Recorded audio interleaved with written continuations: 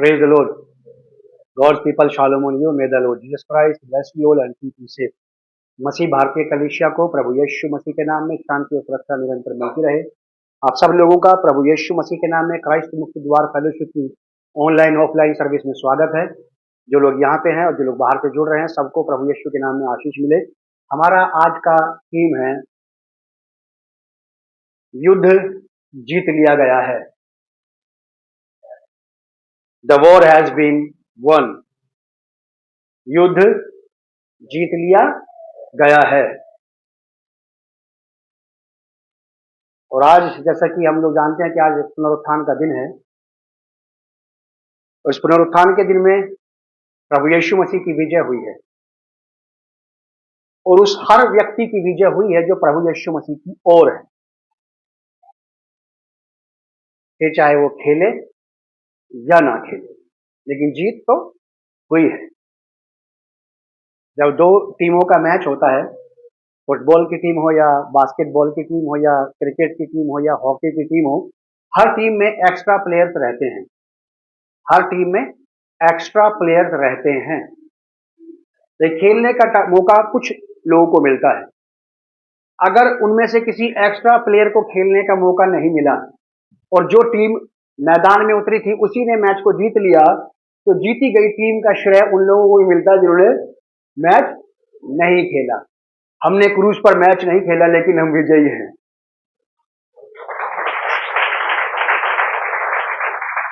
क्यों? क्योंकि हम उसकी टीम में हैं जो क्रूज पर जीत गया।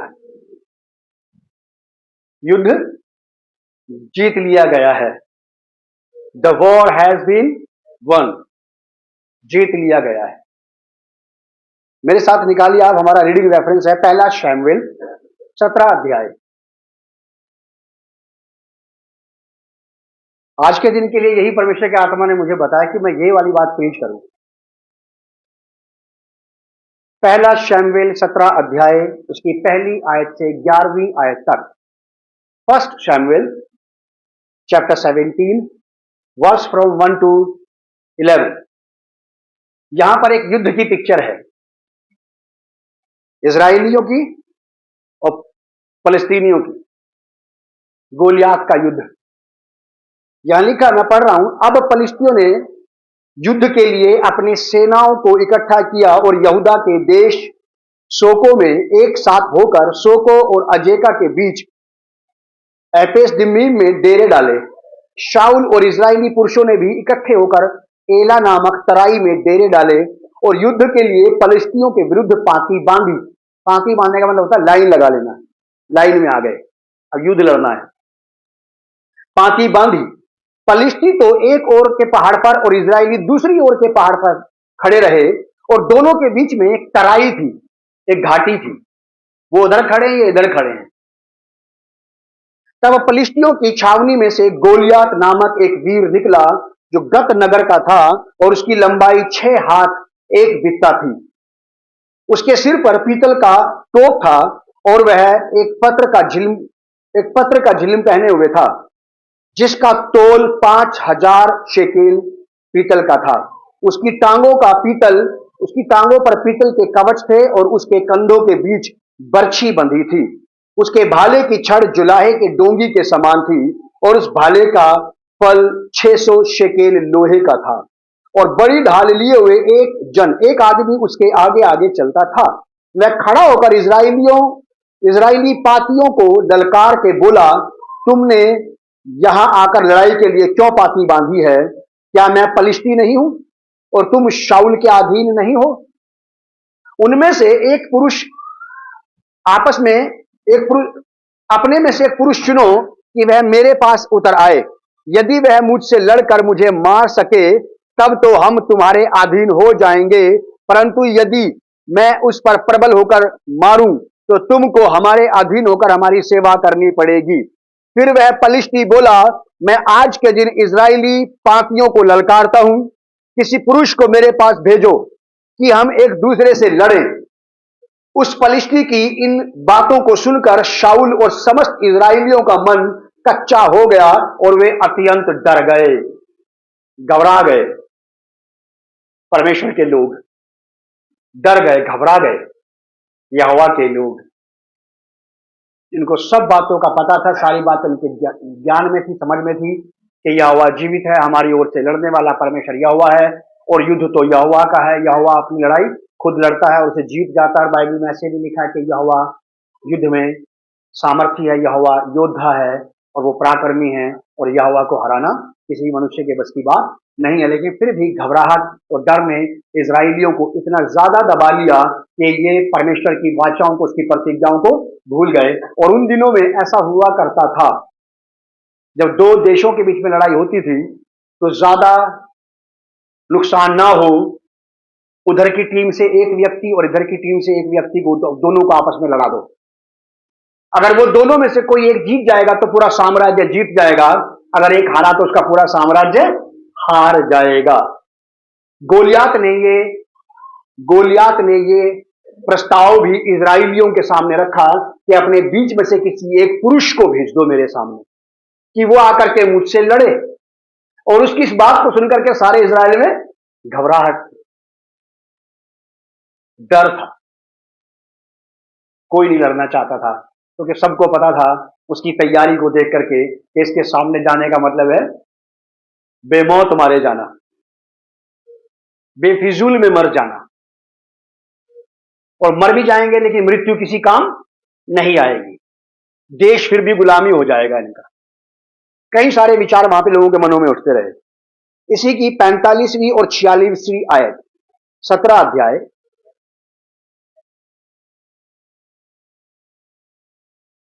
First Samuel chapter 17 verse 45 to 46 लिखा है, दाऊद ने पलिश्ती से कहा, तू तो तलवार और भाला और सांग लिए हुए मेरे पास आता है, परंतु मैं सेनाओं के यहोवा के नाम से तेरे पास आता हूं, जो इजरायली सेना का परमेश्वर है, और उसी को तूने ललकारा है।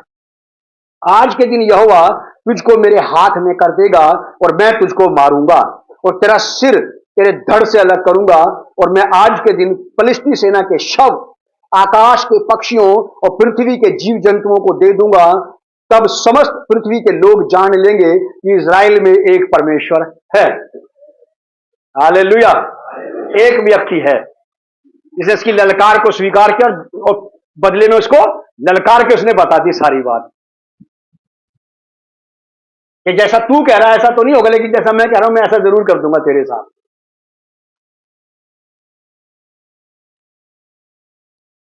वर्स 49, 49वीं आयत, फिर दाऊद ने अपनी थैली में हाथ डालकर उसमें से एक पत्थर निकाला और उसे गोफन में रखकर पलिश्ती के माथे पर ऐसा मारा कि पत्थर उसके माथे के भीतर घुस गया, और वह भूमि पर मुंह के बल युद्ध समाप्त। बहुत बोल रहा था ये ना, फिनिश।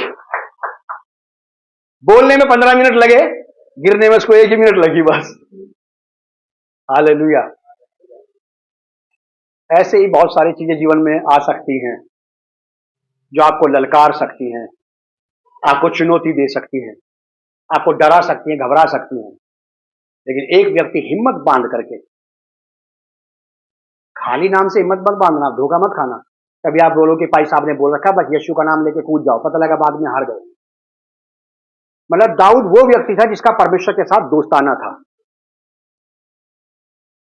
फास्ट फ्रेंडशिप थी दोनों की, रोज का उठना बैठना था इनका, आपस में रोज का मिलना जुलना था।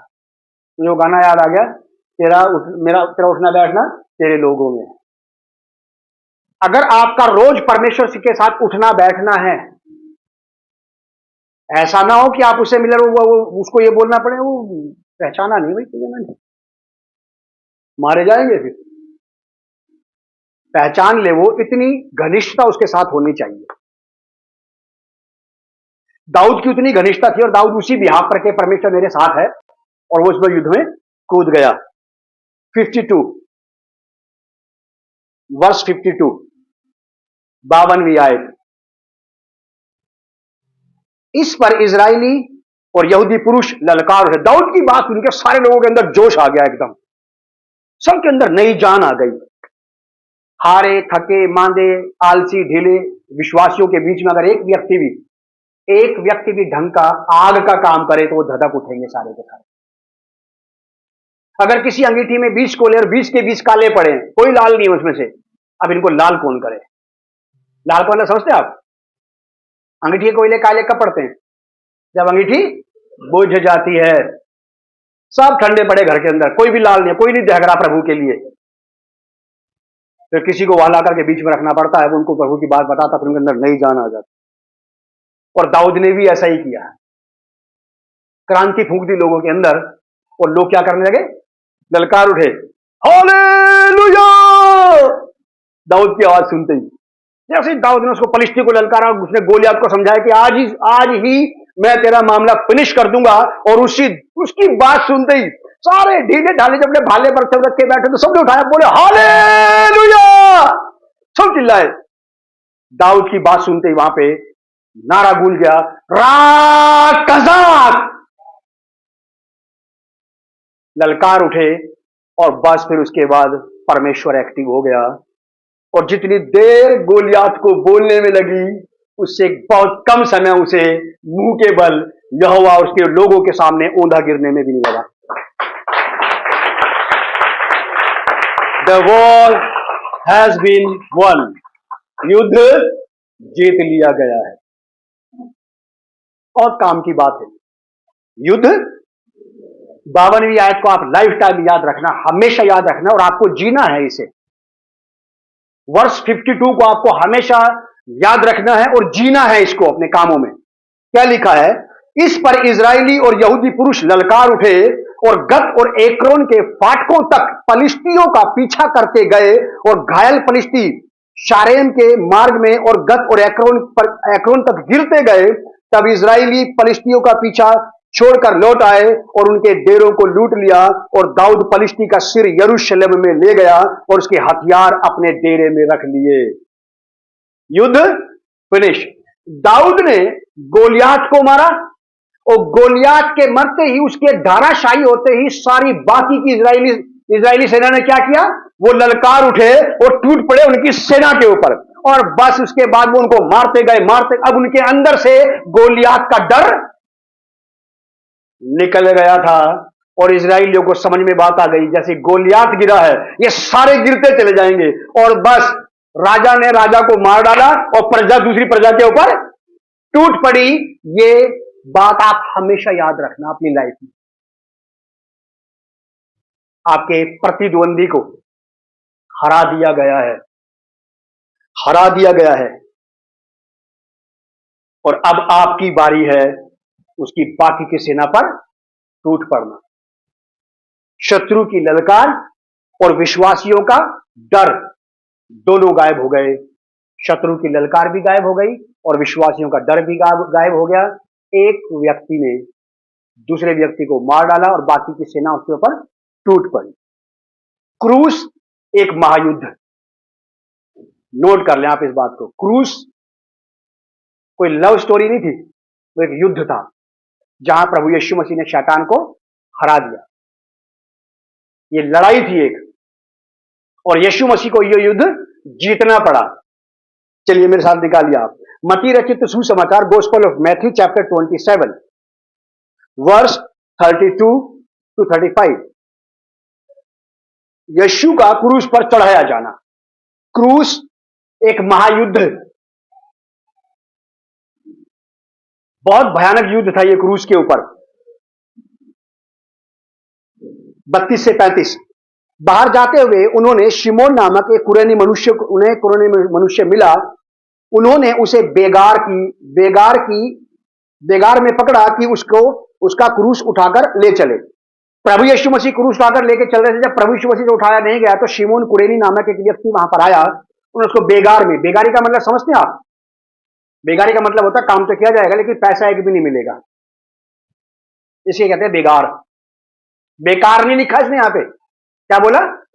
बेगार लिखा है कि उन्होंने उसको बेगार में पकड़ा कि उसका क्रूस उठा ले चले। यीशु मसीह क्रूस उठा के ले चले और तुझे इसका क्रूस उठा के लेके चलने के बदले में कुछ नहीं मिलेगा।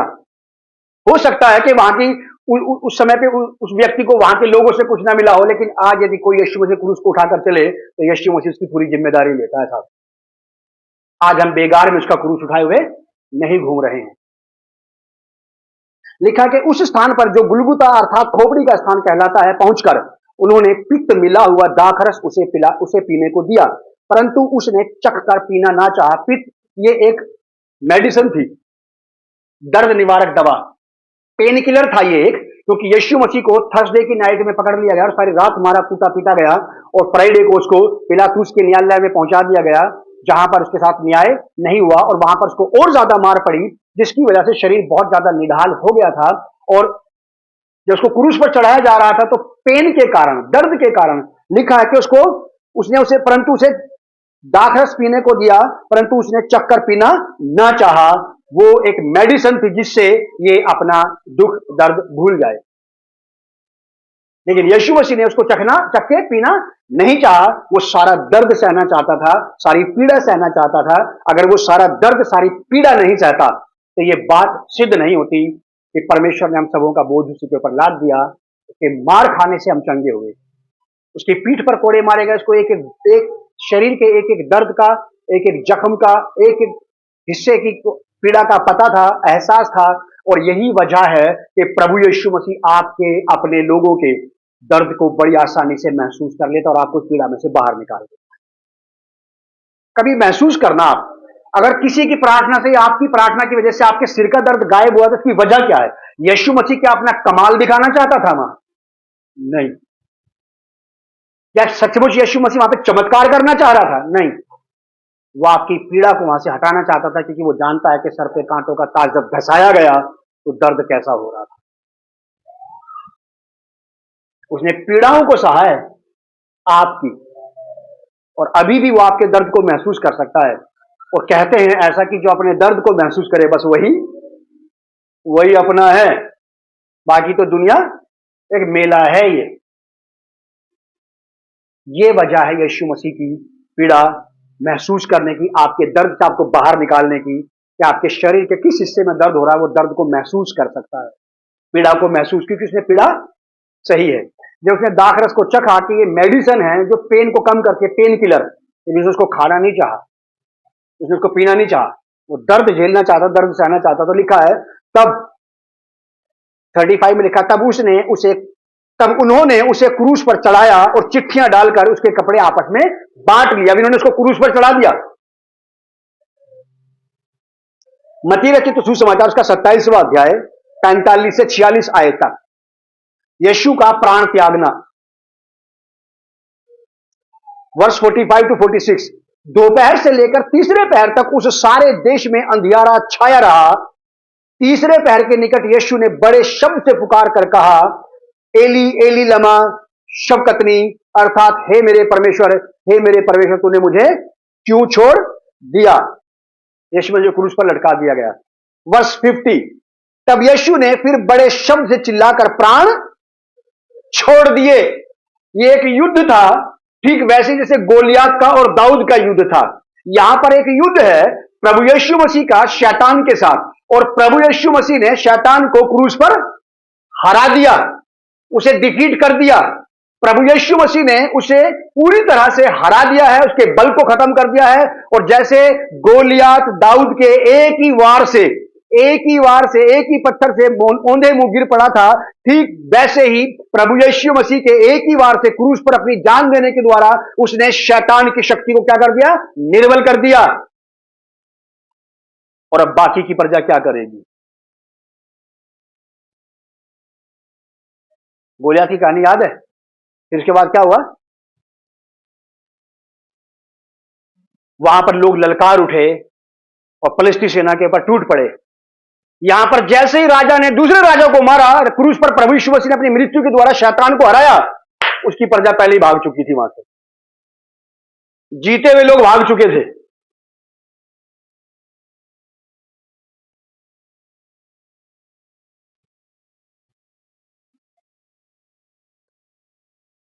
अजीब बात नहीं है?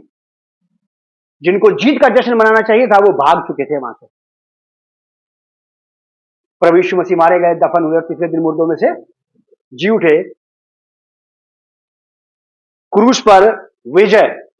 मत्ती रचित सुसमाचार उसका 27वें अध्याय का 1 पद से 6 पद तक हमने देखा था, अभी तो देखेंगे। अभी मत्ती रचित सुसमाचार 27वां अध्याय उसकी 1 पद से 6 पद तक। पिलातूस के सामने यीशु। जब भोर हुई तो सब प्रधान याजकों और लोगों के पुरनियों ने यीशु को मार डालने की सम्मति की। उन्होंने उसे बांधा और ले जाकर पिलातूस हाकिम के हाथ में सौंप दिया। जब उसके पकड़वाने वाले यहूदा ने देखा कि वह दोषी ठहराया गया है तो वह पछताया और वे 30 चांदी के सिक्के प्रधान याजकों और पुरनियों के पास फेर लाया और कहा, मैंने निर्दोष को घात के लिए पकड़वा कर पाप किया है। उन्होंने कहा, हमें क्या, तू ही जान,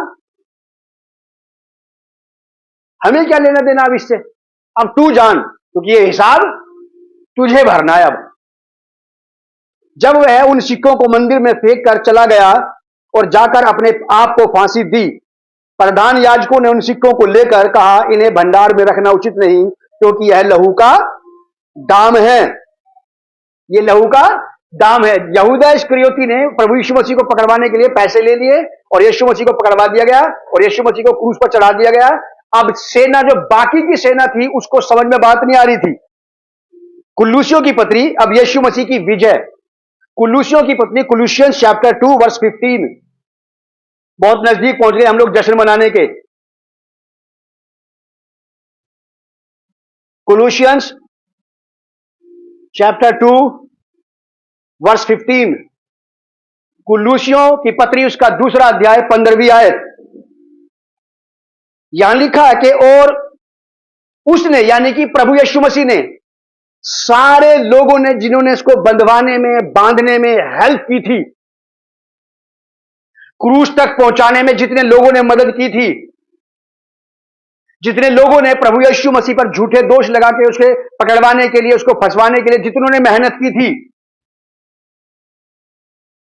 सब मेहनत पर यीशु मसीह ने पानी फेर दिया। यहां लिखा है, और उसने प्रधानताओं और अधिकारों को ऊपर से, अपने ऊपर से उतार कर उनका खुल्लम खुल्ला तमाशा बनाया और क्रूस के द्वारा उन पर जय जयकार की ध्वनि सुनाई। यीशु मसीह की क्रूस, यीशु मसीह की मृत्यु को दर्शाता है और यह मृत्यु एक जोरदार ललकार करती है, हालेलुया, और यीशु जी उठा है। ये कुलूसियों की पत्री साफ शब्दों में हम इस बात को बताते हैं कि यीशु मसीह ने उन सारे अधिकारों को, सारे प्रेशर को, सारे दबावों को, सारी पीड़ाओं को, सब कुछ जो शत्रु और शैतान की ओर से उसके ऊपर लाद दिया गया था, उन सबको लिखाकर उसने प्रधानताओं। इफिसियों की पत्री हमें इस बात को बताती है कि शैतान की दुष्ट आत्माएं, इनमें प्रधान भी हैं, इनमें बड़े बड़े हाकिम और अधिकारी भी हैं, और दूसरी दुष्ट आत्माएं भी हैं जो प्रजा के रूप में काम करती रहती हैं, लोगों को बरगलाती रहती हैं, लोगों को बहकाती रहती हैं, लोगों के कानों में आके फुसफुसाती हैं और उनको समझाती रहती है कि तुम्हारे पास बहुत काम है, तुम्हें चर्च जाने की जरूरत नहीं है। आज वो ऐसी ऐसी बहुत सारी बातें उनको बोलती रहती हैं। ये दुष्ट आत्माएं हैं, ये सैनिक हैं। इन सब के बारे में ऐसी लिखी वाली बात के, और उसने प्रधानताओं और अधिकारों को अपने ऊपर से उतार कर उनका क्या किया, खुल्लम खुल्ला क्या कर दिया, तमाशा बनाया। ठीक जस्ट वैसे ही जैसे बहुत देर से वो फलिस्ती गोलियात ललकार रहा था। लिखा है बाइबल में कि 40 दिन तक ऐसा ही चलता रहा वहां पे तमाशा। वहां पे उस घाटी में 40 दिन तक यही तमाशा चलता रहा। वो रोज सुबह भी आता था, एक बार उनको हड़का के चला जाता था, एक बार शाम को आता था, उनको हड़का के चला जाता था। इनका दिन और रात दोनों घबराहट में कटते थे और किसी में हिम्मत नहीं थी कि उसको ललकारते। एक बालक वहां पर आ गया जिसका नाम दाऊद था। उसका यहोवा पर भरोसा था। उसने यहोवा के नाम से एक पत्थर उसके माथे में मारा, अपने गोफन में रख के। गोफन समझते हैं आप? खेतों में चिड़िया उड़ाने के काम आता है ये। खेती किसानी वाले गांव के लोग जानते होंगे, रस्सी का रस्सी होती है, उसमें छोटा सा एक वो होता है बित्ता सा, गुलेल का नहीं होता, गुलेल का, ऐसा इसमें रख करके वो घुमा के यूं मारते हैं, सटैक। उसकी एक रस्सी छोड़नी पड़ती है, एक रस्सी हाथ में रह जाती है।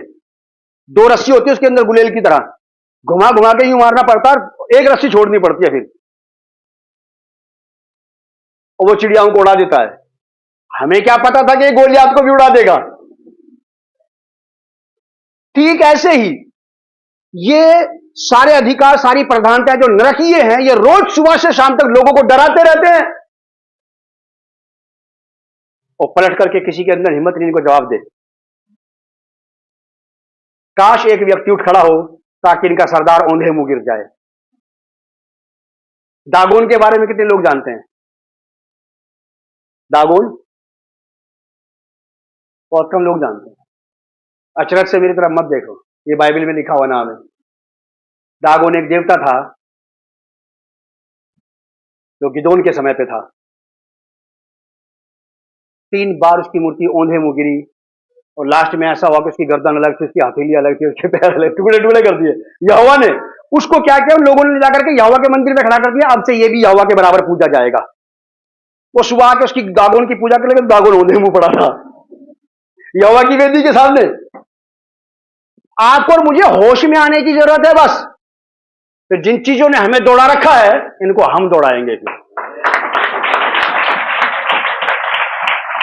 घर की, परिवार की, घर की, बाहर की, कहीं की भी किसी भी प्रकार की चिंता, फिक्र, दोष, किसी भी प्रकार के अपराध, किसी भी प्रकार की बातें जिन्होंने हमारे अंदर घबराहट फैला रखी है, एक बार हम में से एक व्यक्ति उठ खड़ा हो, और हम में से हर एक व्यक्ति को अपने अपने लिए उठ खड़ा होना बा, अपने परिवार के लिए, अपने घर के लिए, अपने अपने जीवन के लिए। एक बार आप खड़े हो जाएं और यहोवा आपके सामने आपके शत्रु को औंधे मुंह गिराएगा और फिर विजय आपकी है। बस फिर विजय आपकी है। ये युद्ध है, ये युद्ध है। यहां पे कोई जश्न नहीं मनाया जा रहा अभी, लेकिन युद्ध में युद्ध की ही ललकार होगी। फिर लिखा कि और उसने प्रधानताओं और अधिकारों को अपने ऊपर से उतार कर उनका खुल्लम खुल्ला तमाशा बना दिया। साहब, शैतान सोच रहा था कि उसने यीशु मसीह का यरूशलेम की गलियों में तमाशा बना दिया। वो ये सोच रहा था कि इसको मारते, पीटते, कूटते ले जा रहे हैं, इसे ये गिर रहा, पड़ रहा, उठ रहा, इसकी बेइज्जती, बदनामी हो रही है, इसको वो सोच रहा था कि मैं इसका तमाशा बना रहा हूं। ये बाइबल में कहीं ऐसा लिखा कि शैतान ने यीशु मसीह का तमाशा बना दिया, लेकिन ये जरूर लिखा कि यीशु मसीह ने सबका तमाशा बना दिया। फिर अपने क्रूस के द्वारा जय जयकार की ध्वनि, यीशु मसीह की मृत्यु के द्वारा उसकी विजय हुई, और वो विजय में आपका, हमारा शेयर, हमारा हिस्सा है।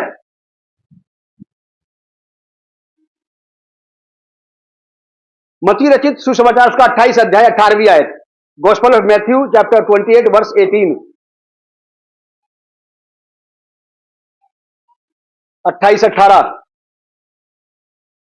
यीशु ने उनके पास आकर कहा कि स्वर्ग और पृथ्वी का सारा अधिकार मुझे दिया गया है, मैं जीत गया हूं।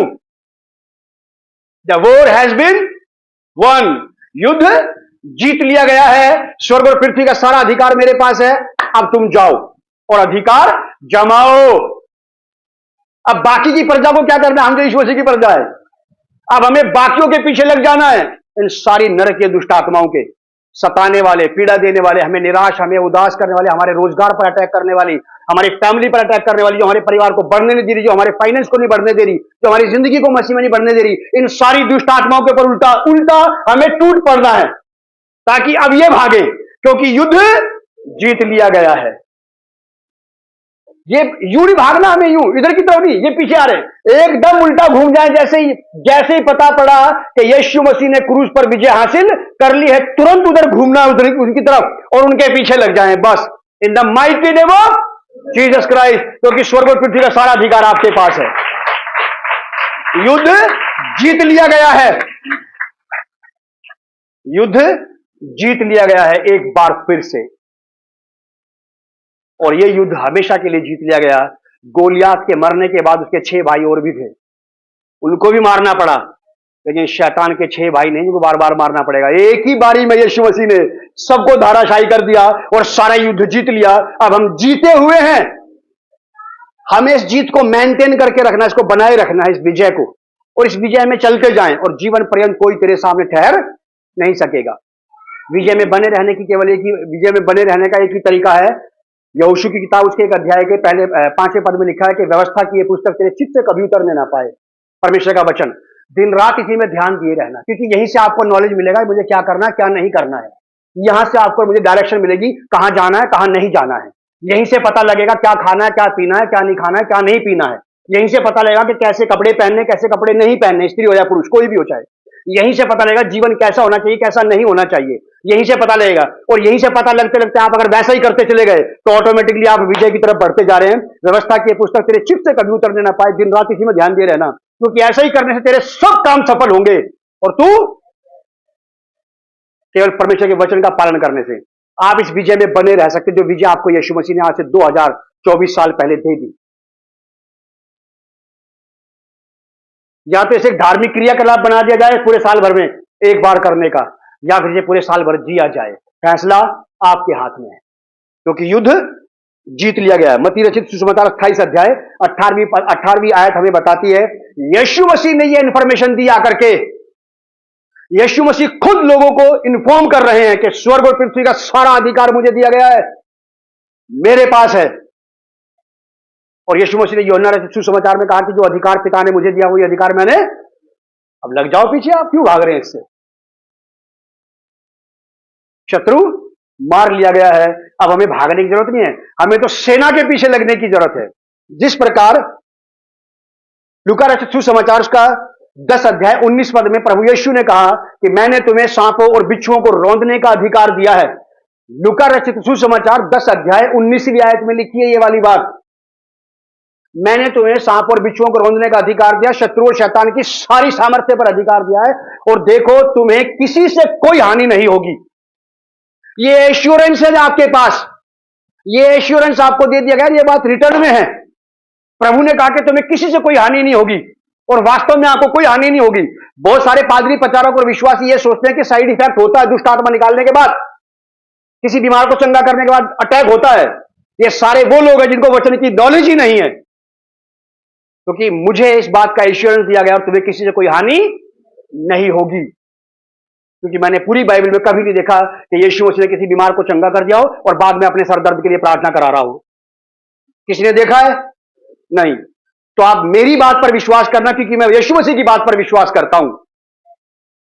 यीशु ने कहा कि मैंने तुम्हें अधिकार दिया है और तुम्हें किसी से कोई हानि नहीं होगी, कोई साइड इफेक्ट नहीं है।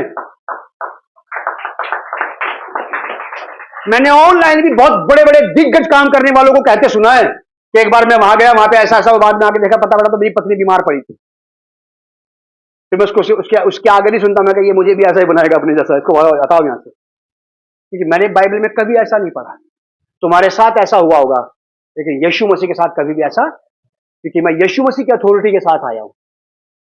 एक सिंपल साधारण पुलिस वाला, कांस्टेबल, किसी एक व्यक्ति घर आ जाए डंडा लेके और आपको बोले कि चलिए आपको पुलिस स्टेशन बुलाया है, आप में से कितनों में हिम्मत है जो उसका कॉलर पकड़ के बोल दे कि मैं नहीं जाऊंगा? कोई है ऐसा दिलेर? कोई नहीं। सबको उसको ये बोलना पड़ेगा, सर मैं चलता हूं, चलिए मेरे, क्योंकि इसके पास ये अथॉरिटी है कि आपको आपके घर से ले जाएगा। एक सिंपल व्यक्ति, आप सड़क क्रॉस कर रहे हैं और चौराहा बीच में आ जाए, एक आदमी सीटी बजाएगा, चारों तरफ के लोग रुक जाएंगे। उसने किसी को बंदूक दिखाई क्या?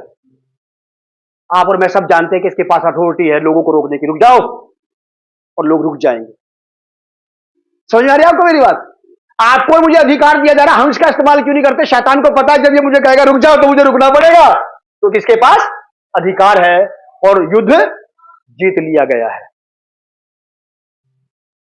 लूका रचित सुसमाचार 10 अध्याय 19वीं आयत, मत्ती रचित सुसमाचार 17वें अध्याय के 20वीं आयत में लिखा है, और 20वीं आयत में लिखा है कि विश्वास के द्वारा से विश्वास करने वाले क्या करेंगे? इन पहाड़ों को, चट्टानों को सरका देंगे। यदि तुम विश्वास करके इस चट्टान से यहां से सरक जाते हो, वो भी सरक जाएगी, और तुम्हारे लिए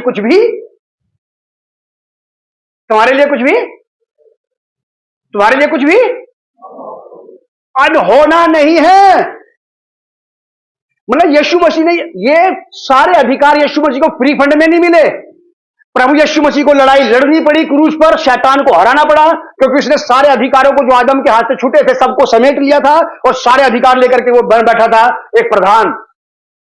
और यीशु मसीह को उससे सारी चीजें वापस लेने के लिए युद्ध लड़ना पड़ा और जीतना पड़ा। युद्ध में, युद्ध केवल लड़के ही चीजें हासिल नहीं होती, लड़ने के बाद जीतना पड़ता है, तब चीजें हासिल होती हैं।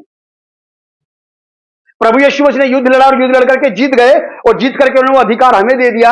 अब जिस तरह गोलियत को हराया गया था, वैसे ही लूसीफर को, शैतान को हरा दिया गया, और हम यीशु मसीह की प्रजा है। अब हमें क्या करना है? हमें भी जोर से ललकारना है और लग जाना है इसके पीछे कि निकलो यहां से यीशु मसीह के नाम में, छोड़ दो हमारे घर को, छोड़ो हमारे लोगों को। पत्नियां प्रार्थना करें कि छोड़ मेरे पति को, और पति प्रार्थना करें कि छोड़ के जा मेरी पत्नी को, और सारा आलस्य, सुस्तीलापन, ढीलापन, लापरवाही सब छोड़ करके भाग जाएंगी, क्योंकि युद्ध जीत लिया गया है। हम विजयी हैं, हम विजयी हैं और युद्ध जीत लिया गया है। अगर आपने अपनी पोजीशन नहीं ली, आप अधिकार में नहीं बने रहे, तो याद रखिए ये जिसके पास अधिकार नहीं है ये आपको बार बार डराता रहेगा साहब।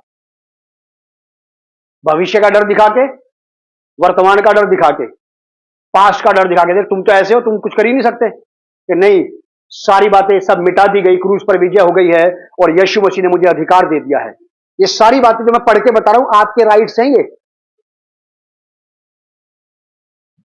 मरकुस रचित सुसमाचार उसका 16 अध्याय 17 और 18 आयत में क्या लिखा कि विश्वास करने वालों में चिन्ह पाए जाएंगे कि वे मेरे नाम से दुष्ट आत्माओं को निकालेंगे और बीमारों पर हाथ रखेंगे, बीमार चंगे हो जाएंगे, अन्य अन्य भाषाएं बोलेंगे, सांपों को उठा लेंगे। अगर विनाशक वस्तु भी पी जाए तो उनकी कोई हानि, अगर आपको कोई धोखे से कोई भी कुछ पिला दे, खिला दे, गड़बड़ चीज, उसका कोई साइड इफेक्ट आपके ऊपर नहीं होगा। बस एक शर्त है कि आपकी जड़ें यीशु मसीह में मजबूत होनी चाहिए। जब पड़ोसी घर में चीखने की आवाज आएगी और आप लोगों के रोंगटे खड़े हो, भैया को फोन लगाओ जल्दी से, आवाज आई दूसरे के घर से, तुम घबरा रहे हो। अधिकार का इस्तेमाल करें क्योंकि युद्ध जीत लिया गया है। गोलियात को एक ही बारी में हराया दाऊद ने, एक ही पत्थर में, और यहां पर भी एक ही बारी में यीशु मसीह ने शैतान को हरा दिया। अब हम उसकी प्रजा हैं, हम उसके लोग हैं। अब हमें अपनी पोजीशन ले लेनी है और खड़े हो जाना है अपने अपने घर में, अपने अपने जीवन में, अपने घर के लिए, अपने परिवार के लिए, अपनी गली के लिए, अपने मोहल्लों के लिए, अपने शहरों के लिए खड़े हो जाएं, क्योंकि युद्ध जीत लिया गया है। ऐसा नहीं करना है, ये उल्टा हो जाएगा। गोलियात जैसे गिरा तो इजरायली भी भाग गए। फलस्तीनी सारे के सारे गोलियात पर आश्रित थे। उनको पता था कि गोलियात इतना लंबा चौड़ा है, इतना दबंग है कि कोई इसके सामने आएगा ही नहीं। आराम से खाते पीते बैठे रहो। 40 दिन बीत गए थे वहां पे। एक छोटा बच्चा आया, दाऊद, उसका यहोवा पर भरोसा था। उसने उस पल भर में, क्षण भर में सारी बाजी को बदल दिया साहब, सारी कहानी बदल के रख दी उसने। और जैसे इसने लोगों के अंदर जान फूंक दी और लोग ललकार उठे। क्या हम में से किसी के अंदर जान नहीं आती जब यीशु मसीह के बारे में सुनते पढ़ते कि यीशु मसीह ने विजय हासिल कर ली है, जब युद्ध जीत लिया गया है, तो अब मैं काहे को तकलीफ में हूं। शत्रु और शैतान के द्वारा उपजाए गए किस प्रकार के भ्रम में मैं फंस गया हूं। हम तब तक फंसे रहेंगे, तब तक उलझे रहेंगे, जब तक हम अब यीशु मसीह की विजय को अपने जीवन में क्लेम नहीं करेंगे और उल्टा पलट करके शैतान के ऊपर चढ़ाई ना कर दें। तब तक यही चीज चलती रहेगी। युद्ध जीत लिया गया है। अधिकार को ले लें और उसमें बने रहिए। आप अधिकार को ले लें और उसमें बने रहो। अगर वहां पे फलस्तीन से इजरायली जीत सकते हैं, तो यहां पर इस कलीसिया के अंदर, इस शहर के अंदर हम भी शैतान और उसकी शक्तियों से जीत सकते हैं। सेम युद्ध है, बराबर युद्ध है। वो सिचुएशन, उसको आप अलग मत समझना। इसको बिल्कुल दोनों एक जैसी सिचुएशन है। सिंगल सिंगल युद्ध हुआ दोनों जगह पे। बताइए आप में से किसी ने अपने उद्धार के लिए लड़ाई लड़ी हो तो? शैतान पर काबू पाने के लिए किसी ने किया अधिकार, कोई प्रयास? नहीं। ये सारी अथॉरिटी हमें किसकी वजह से मिल रही है? यीशु मसीह की वजह से, क्योंकि यीशु मसीह जीत गया है। उसने सबका खुल्लम खुल्ला तमाशा बनाया और सारी चीजों को, बाइबल में लिखा, उसने क्रूस पर कीलों से जड़ दिया है। शैतान ये दिखाने की कोशिश करता है कि यीशु मसीह को क्रूस पर कीलों से जड़ दिया। कायदे से देखा जाए तो यीशु मसीह ने शैतान को उसकी सारी शक्ति और युक्तियों सहित क्रूस पर जड़ दिया है कीलों से। सारे रोगों को, सारी बीमारियों को वहां पे ठोक दिया है। सारे माइग्रेन को, साइटिका को, सारे स्टमक प्रॉब्लम को, स्किन प्रॉब्लम को, हार्ट प्रॉब्लम को, सारे प्रकार की बीमारियों को कीलों से ठोक दिया वहां पे। इसको उतरने मत देना वहां से, कि तू वहां से यहां नीचे नहीं आएगी। आपको अपने अधिकार में बने रहना है, क्योंकि लड़ाई जीत ली गई है, जीत ली गई है।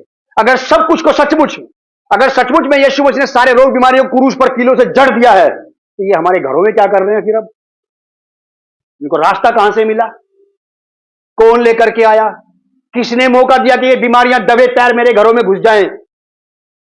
विलाप गीत की किताब में लिखा है कि मौत हमारे घरों में, हमारे नगर में कहां से आ गई? खिड़कियों से आ गई है, क्योंकि हमने तेरे खिलाफ पाप किया है। विलाप गीत की किताब को पढ़ना, अब यिर्मयाह के बाद आती है। रियलाइज करना पड़ता है कि ये बीमारियां,